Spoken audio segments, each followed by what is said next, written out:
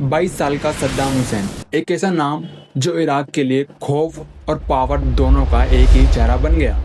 सद्दाम हुसैन का जन्म 28 अप्रैल 1937 को इराक के तिर्कित में हुआ। बचपन से ही सद्दाम ने दर्द देखा, पिता की मौत, सौतेले पिता की मार और गरीबी का अंधेरा। लेकिन उसी अंधेरे ने उसके अंदर एक आग जगा दी। कॉलेज आते आते सद्दाम बाथ पार्टी ज्वाइन करता है और CIA से कांटेक्ट बनाता है और सिर्फ 22 साल की उम्र में इराक के प्राइम मिनिस्टर पे जानलेवा हमला कर देता है। वही दिन था जब सद्दाम मोस्ट वांटेड बन गया। 1963 में वह इजिप्ट में रहकर बाथ पार्टी को मजबूत करता है। CIA के एजेंट और बाथ पार्टी के फाउंडर मिचेल अफलाक के साथ उसके संपर्कों ने उसकी राजनीति को और तेज बना दिया। उसी साल इराक में रमजान क्रांति होती है और फिर बाथ पार्टी सत्ता में आती और सद्दाम को इंटेलिजेंस हेड बनाया जाता है। लेकिन सत्ता की राह आसान नहीं थी।